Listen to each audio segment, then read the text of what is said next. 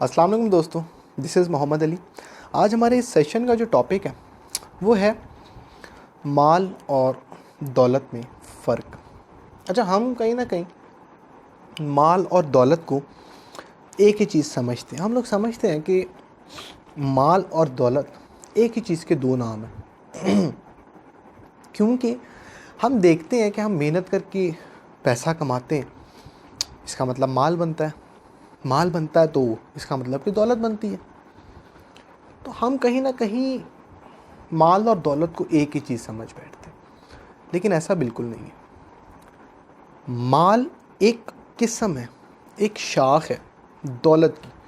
دولت ایک بڑے گروپ کا نام ہے، ایک بڑی چیز کا نام ہے۔ آپ سمجھ لیں کہ ایک بڑا گروپ ہے، ٹھیک ہے، اس کی ایک شاخ ہے مال، لیکن مال سارا کا سارا دولت نہیں ہے۔ لیکن ہم نے کہیں نہ کہیں مال اور دولت میں ایمرج کر دیا اس کو۔ میں آج آپ کو سمجھاتا ہوں۔ کیا آپ صلی اللہ علیہ وسلم دنیا کے دولت مند انسان نہیں تھے؟ مالدار نہیں، دولت مند۔ یہاں پہ ڈیفینیشن تھوڑی سی چینج ہوئی کہ دولت مند وہ ہے جس کے پاس قدرت کی نعمتیں ہیں۔ جس کے پاس قدرت کی جتنی نعمتیں اتنا دولت مند، جتنی زیادہ نعمتیں اتنا زیادہ دولت مند۔ اس کا مطلب ہم دولت ایک شاخ اور جو ہے وہ مال ایک شاخ اور دولت اس کا ایک پورا گروپ کا نام ہے۔ اچھا، اب آپ کہیں گے جی کہ جتنی نعمتیں سو کیا مراد ہے؟ سر کیا صحت دولت نہیں ہے؟ سر یہ اس سے پوچھ کے دیکھیں جس کے پاس صحت نہیں ہے، جس کے مہینے کی 30 سے 35 ہزار کی دوائیاں آتی ہیں اور وہ لائف ٹائم چلنی ہے۔ سر تو ایسی بیماری ہے جو ختم نہیں ہوتی۔ مثال کے طور پہ شوگر ہے، ڈپریشن ہے، ہاں، بلڈ پریشر کا ایشو ہے، اور بہت سے ایشوز ہیں جن کی مہینے کی دوائیاں 30 سے 35 کی آتی ہیں۔ وہ کہتی ہیں بھائی ساری مال لے لو ہمارا، ہمیں بس ایک صحت دے دو۔ صرف کتنی بڑی دولت ہے ہمیں پتہ ہی نہیں، کیونکہ ہمیں نظر نہیں آتی۔ اچھا سر، اس کے بعد اولاد کتنی بڑی دولت ہے؟ یہ ان سے پوچھ کے دیکھیں جن کی اولاد نہیں ہے۔ میں ایک دن مسجد میں نماز پڑھ رہا تھا، دعا مانگ رہا تھا، تو میرے ایک فرینڈ ہے، وہ وابڈا میں گیزیٹڈ آفیسر ہے، انجینئر ہے۔ وابڈا کی طرف سے ان کو گھر، گاڑی، ڈرائیور سب ملا ہوا۔ مجھے کہنے لگے میرے لیے بھی دعا کرنا۔ تو دعا میں نے اسے پوچھا کیا کروں؟ وہ کہنے لگے کہ اولاد کی دعا کرنا۔ میں نے دعا کرنے کے بعد ان سے پوچھا کہ آپ نے اولاد کا کہا، کیا ہوا؟ وہ کہتے ہیں کہ 5 سال ہو گئے ہماری شادی کو، اللہ نے اولاد نہیں دی۔ اور جس حسرت سے انہوں نے کہا، میں سوچ میں پڑ گیا کہ ہمیں ایسا لگتا ہے کہ اچھا بھلا، مطلب اچھا سٹیٹس ہے، مالدار ہے، لیکن وہ اتنے اندر سے دکھی ہیں کہ ان کے پاس اللہ نے ان کو اولاد نہیں دی۔ تو سر کتنی بڑی دولت ہے یہ ان سے پوچھیں جن کے پاس نہیں ہے۔ سر اگر آپ کی اولاد صحت مند ہے تو اس کا مطلب آپ بہت دولت مند ہیں، اور اگر وہ نیک ہے تو اس کا مطلب سونے پہ سہاگا ہے۔ ٹھیک ہے، آگے چلیں۔ سر کسی کو خوشی دینا، کسی سے خوشی لینا کتنی بڑی دولت ہے۔ وہ میرا ایک بھتیجا ہے، وہ اکثر میرے کمرے میں آئے گا تو کہے گا چاچو بسکٹ ہیں، ٹافی ہے، بوتل ہے۔ اچھا، اس کو مل جائے گی نا، وہ بڑا خوش ہوگا۔ اچھا، آپ کو کبھی کبھی خوشی دے کے بھی خوشی محسوس ہوتی ہے، آپ دوسروں کو خوشی دیتے ہیں، ٹھیک ہے۔ ہم لوگ کبھی خوشی دیتے ہی نہیں ہیں، تو ہمیں پتہ ہی نہیں کہ خوشی دینا کیا ہے، خوشی لینا کیا ہے، خوش ہونا کیا ہے۔ ٹھیک ہے، کتنی بڑی دولت ہے لیکن نظر نہیں آتی ہے۔ یہ احساس ہے، یہ محسوس کرنے والی چیزیں ہیں۔ مال تو ایک اس کی شاخ نظر آتی ہے تو اس کا تاثر دل میں بیٹھتا ہے، لیکن یہ چیزیں ایسی ہیں نظر نہیں آتی، لیکن یہ اس مال کی دولت سے کئی بڑی دولتیں ہیں۔ سر کبھی نوٹ کیجئے گا، قرآن میں بھی جو ہے وہ مال کے بارے میں ذکر ہے، دولت کے بارے میں نہیں۔ مال اور اولاد فتنہ ہے، دولت اور اولاد فتنہ نہیں کہا۔ اس کا مطلب مال ایک شاخ ہے، دولت اس کی ایک پوری بڑی گروپ کا نام ہے۔ آپ آگے چلیں۔ سر اچھے اخلاق کتنی بڑی دولت ہے۔ سر یہاں پہ اچھے اخلاق، آپ سے فرمایا حدیث ہے کہ تم میں سے بہتر وہ ہے جو تم میں سے اخلاق کے لحاظ سے سب سے بہتر ہے۔ سر اخلاق کو ہم روتے رہتے ہیں، سر اخلاق سارا رونا جھگڑے اخلاق کا ہے۔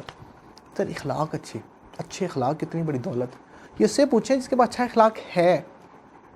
ہر بندے کی بس کی بات نہیں ہوتا سر اچھا اخلاق، تو اچھا اخلاق کتنی بڑی دولت ہے، جس کے پاس ہے اس سے پوچھیں، اور جس کے پاس نہیں ہے اس سے پوچھیں۔ آگے چلیں۔ اچھے اعمال، سر اچھے اعمال کرنا کتنی بڑی دولت ہے. میں آپ کو بتاتا ہوں ایک واقعے سے، میں نے خود پڑھا. ایک صحابی آیا آپ صلی اللہ علیہ وسلم کے پاس، کہنے لگے آپ صلی اللہ علیہ وسلم آج کے دن مجھے تجارت میں کئی سو اوقیہ چاندی کا منافع ہوا ہے. اللہ کمی شماف میں مفہوم بیان کروں. بڑے خوش تھے. آج کے زمانے میں بزرگ فرماتے ہیں کہ 40 سے 50 ہزار کا منافع بنتا ہے ایک دن میں. تو کتنا بڑا منافع ہے، آج کے دن میں بہت بڑا منافع ہے. تو آپ صلی اللہ علیہ وسلم فرمانے لگے کہ کیا میں تمہیں اس سے بھی نفع والی چیز نہ بتاؤں. بڑے حیران ہوئے. میں اور آپ سوچ رہے ہوں گے 50 ہزار کا ہے تو وہ انہوں نے بتایا ہوگا 1 لاکھ منافع ہوگا. ہمارے ذہنوں میں تو یہی آئے گا کہ زیادہ سے زیادہ مال کا منافع ہوگا. انہوں نے کہا، فرمایا انہوں نے آپ صلی اللہ علیہ وسلم نے کہ فرض نماز کے بعد 2 رکعت نفل پڑھ لیا کرو. یہ اس سے بھی زیادہ چیز ہے، یہ اس سے بھی افضل چیز ہے، یہ اس سے بھی بڑا منافع ہے. اس کا مطلب کہ مال کے منافع سے بڑی بھی کوئی چیز ہے. اچھے اعمال ہیں سر. آپ صلی اللہ علیہ وسلم کو پتہ تھا کہ میری امت کا فتنہ دولت ہے، مال ہے. اسی لیے انہوں نے اعمال کی طرف متوجہ کیا. اچھے اعمال سر کتنی بڑی دولت ہے.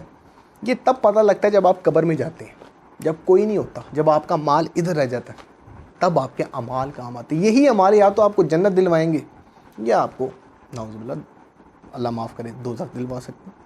تو یہ اعمال ہیں، کتنی بڑی دولت ہے. یہ اس سے پوچھیں جس کے پاس اچھے اعمال ہیں، اور یہ اس سے پوچھیں جس کے پاس اچھے اعمال نہیں ہیں. آگے چلتے ہیں.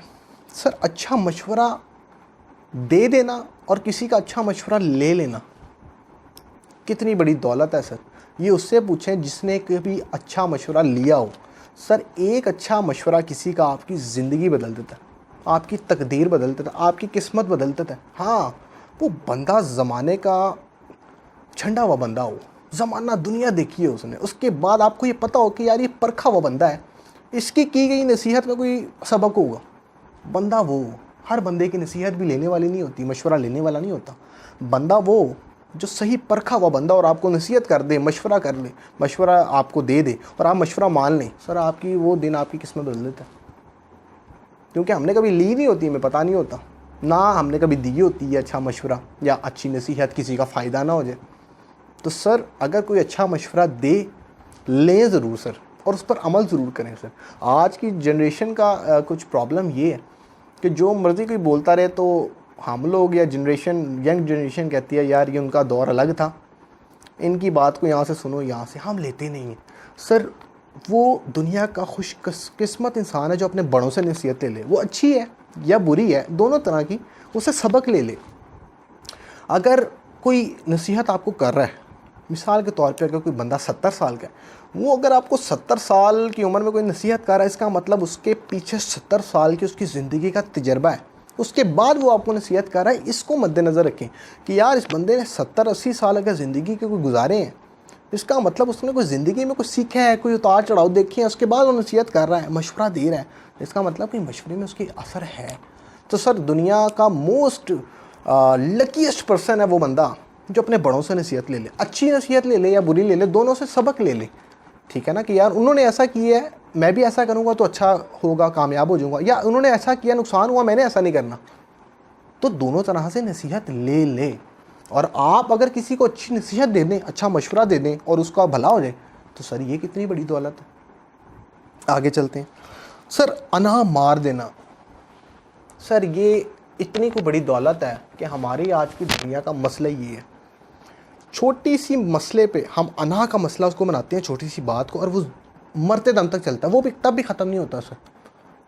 سر انا مار دینا، آپ انا مار دیں، سر آپ بڑے ہو جائیں گے.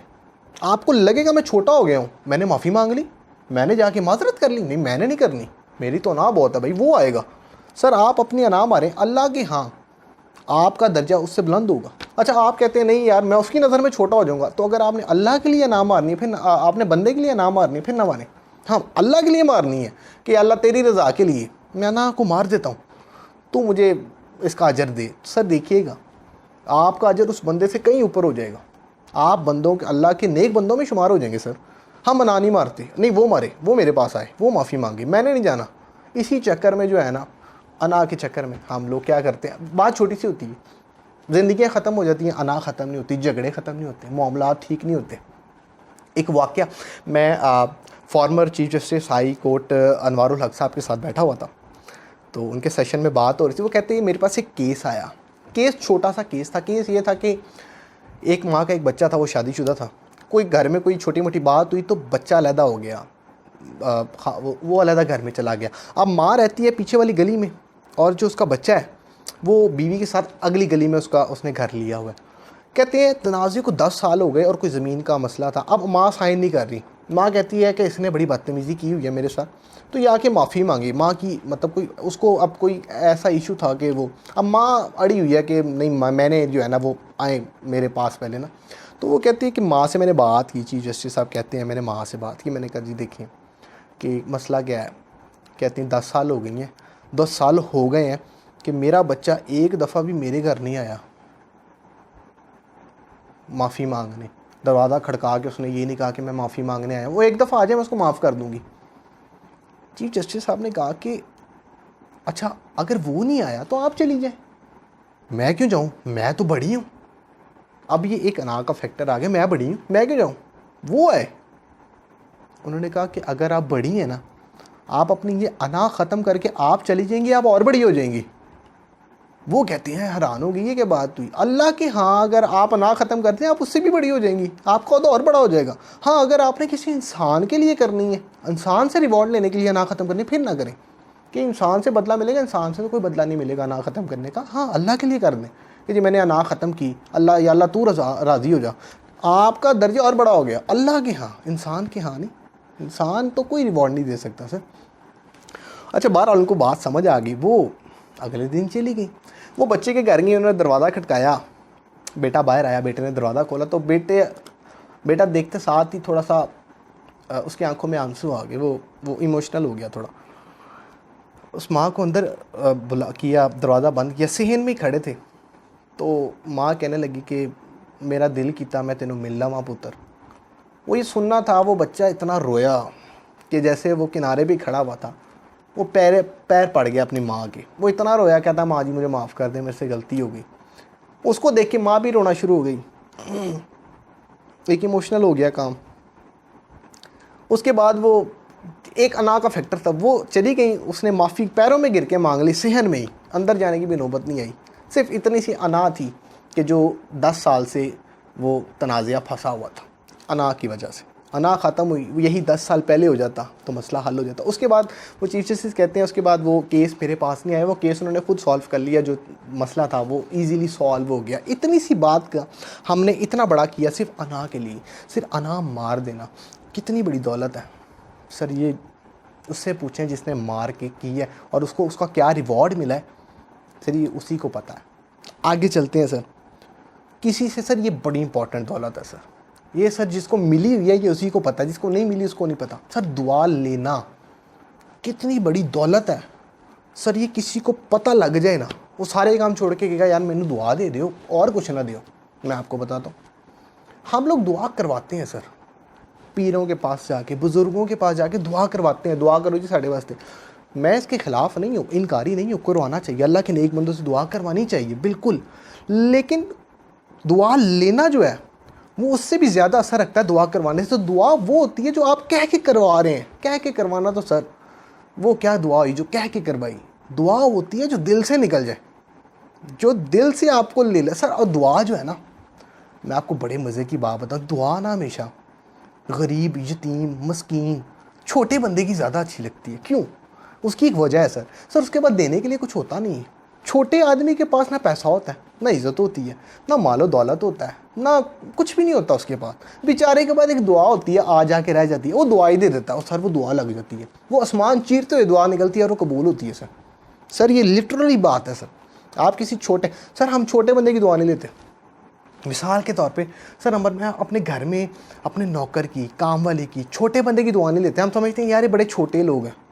سر ہم ان کی دعا نہیں لیتے جن کے دل سے دعا نکلتی ہے. کوئی یہ کہہ دے یار میرا صاحب بڑا چنگا ہے یار اللہ انہوں نہ اور دے. سر دیکھیے گا نہر بہر ہو جائے گی آپ کے گھر میں. قاسم علی شاہ صاحب، ان کے ساتھ ہماری بات ہو رہی تھی. وہ قاسم علی شاہ صاحب کہنے لگے میرے حالات خراب ہو گئے. میں اپنے استاد کے پاس گیا، وہ اپنے استاد کے پاس گئے تو ان کے استاد نے ان سے کہا کہ گھر کے حالات خراب ہیں تو ایسا کرو کہ نوکر کتنے گھر میں؟ انہوں نے کہا جی 2. انہوں نے کہا ایسے کرو 2 ملازم اور رکھ لو. انہوں نے کہا یار 2 نہیں میرے سے پے ہو رہے ہیں, آپ کہہ رہے ہیں 2 اور رکھ لو. انہوں نے کہا رکھ لو. انہوں نے 12 استاد تھے, انہوں نے ان کی بات مانی, 2 اور رکھ لیے. وہ کہتے ہیں 2 اور رکھیے میں نے تو وہ دن گیا اور آج کا دن آیا. میرے گھر میں کبھی تنگ دستی نہیں آئی. وہ 2 جو ہیں وہ سب کا رزق لے کے آگے, برکت ہو گئی. اللہ نے کہا یار غریب کی اس نے ہائر کیا ہے, کہتے اس کے بعد تنگی نہیں ہوئی. سر ہم لوگ کبھی کہیں نہ کہیں چھوٹے بندے کی دعا نہیں لیتے سر اس کی دعا لگتی ہے, اس کے پاس دینے کے لیے کچھ ہوتا نہیں, اس کے پاس مال دولت نہیں ہوتا, وہ دعا دے دیتا ہے, دعا لگ جاتی ہے. اچھا سر ایک جملہ میرا نوٹ کیجئے گا یہاں پہ, زندگی میں آپ دعا لے نہ لیں خیر ہے, دعا لے نہ لیں خیر ہے, سر بدعا نہ لیجئے گا. کیوں سر؟ دعا لگے نہ لگے, دعا نہیں لی آپ نے کوئی مسئلہ نہیں, دعا لگے نہ لگے وہ ایک آپشنل. سر بدعا کوئی دے دے وہ لگ جاتی ہے. کیوں؟ وہ سر جی وہ بدعا تب دیتا ہے جب اس کا دل دکھا ہوتا ہے. دل دکھے ہوئے کی دعا کوئی دیتا ہے. اچھا جی اب اس کا پتہ نہیں دل سے دے رہا ہے کہ نہیں دے رہا, یہ تو اب اللہ جانتا ہے. لیکن بدعا جب بھی نکلے گی وہ دل سے نکلے گی, وہ ایسے نہیں دے سکتا کوئی, وہ تبھی دے گا جب اس کا دل دکھا ہوگا. اور سر ایک بدعا لگ جائے سر وہ قبول ہوتی ہے. دعا قبول ہو نہ ہو اس کی گارنٹی نہیں ہے, بدعا قبول ہو اس کی گارنٹی ضرور ہے سر, کیونکہ وہ تب نکلتی ہے جب دل دکھا ہوتا ہے سر, اور دل دکھے کی دعا تو پھر عرش پہ جاتی ہے سر, یہ تو آپ کو بھی پتہ ہے. تو سر دعا لینا سیکھیں, کتنی بڑی دولت ہے. میں آپ کو ایک چھوٹا سا واقعہ بتاتا ہوں. قاسم علی شاہ صاحب بتاتے ہیں کہ ان کے ایک دوست تھے, تو وہ کہتے ہیں کہ وہ ایک کمپنی میں امپلائی تھے. تو اس کمپنی کا جو مینیجر تھا وہ بہاول نگر سے تھا آئی تھنک, اب مجھے شہر کا نام ایگزیکٹ یاد نہیں ہے. تو ان کے شہر کا ایک ڈاکیا آ گیا, مینیجر کے شہر کا ایک ڈاکیا آ گیا. رمضان کا مہینہ تھا. تو وہ کہتا جی وہ امپلائی جو ہیں وہ اپنی سٹوری سناتے ہیں. میں نے ان سے پوچھا کس سے ملنا, وہ کہتے ہیں جی میں نے مینیجر صاحب سے ملنا ہے. تو کہتے ہیں میں اندر گیا, ان کو بتایا جی آپ کے علاقے کا ڈاکیا آیا. وہ مینیجر آگے سے کہنا اینو آرے لا, اے پیسے منگن آیا ہونا, اینو آرے لا, میں نکلنا ہے. کہتے ہیں کوئی 4 ساڑھے 4 کا ٹائم تھا, 5 بجے آفس بند ہونا تھا. کہتے ہیں میں باہر گیا, میں نے ان سے پوچھا کہ آپ کیا مقصد سے آئے ہیں. وہ کہنے لگا کہ نا میرے گاؤں میں نا میرے بچے کو نا پولیس نے اٹھا لیا اور غلط اس پہ جھوٹا پرچہ بنا دی ہے. رمضان کا مہینہ ہے, میں کہہ رہا ہوں پیسے کچھ مانگ رہے ہیں, پیسے دے کے تو میں اپنے بچے کو نا چھڑوا لوں, وہ جیل میں بڑا مصیبت میں ہے, اور وہ عید میرے ساتھ گزار لے گا تو چلو خوش ہو جائے گا. میرے سے اس کی حالت دیکھی نہیں جاتی, میں اس لیے آیا تھا تھوڑی سی یہاں سے مدد ہو جائے. وہ بات کر ہی لیتے اتنی دیر میں مینیجر چلے گئے, پیچھے سے نکل گئے. تو انہوں نے دیکھا امپلائی, انہوں نے کہا یار مینیجر صاحب تو چلے گئے. انہوں نے جب ان بزرگوں کو اس ڈاکی کو بتایا کہ جی مینیجر صاحب تو چلے گئے. کہتا وہ بیچارہ اتنی دور سے آیا تھا بہاول نگر سے, دھکے کھا کے بسوں کے, پیدل, روزے کا مہینہ تھا, گرمی کا دن تھا, پسینہ. وہ کہتا وہ بڑا مایوس ہوا, اس کی آنکھوں میں تھوڑی سی نمی آ گئی کہ یار میں اتنی دور سے آیا تھا, میں اب کیا کروں گا, واپس جاؤں گا, میرا کام بھی نہیں ہوا. وہ کہتے ہیں کہ وہ جو امپلائی تھے جو اپنی سٹوری سناتے ہیں, وہ کہتے ہیں میں نا ان کو گھر لے گیا. انہوں نے کہا کہ جی دیکھیں صاحب تو چلے گئے ہیں, روزے کا وقت ہے, افطاری کا ٹائم ہے, آپ میرے ساتھ آ جائیں. وہ گھر لے گئے.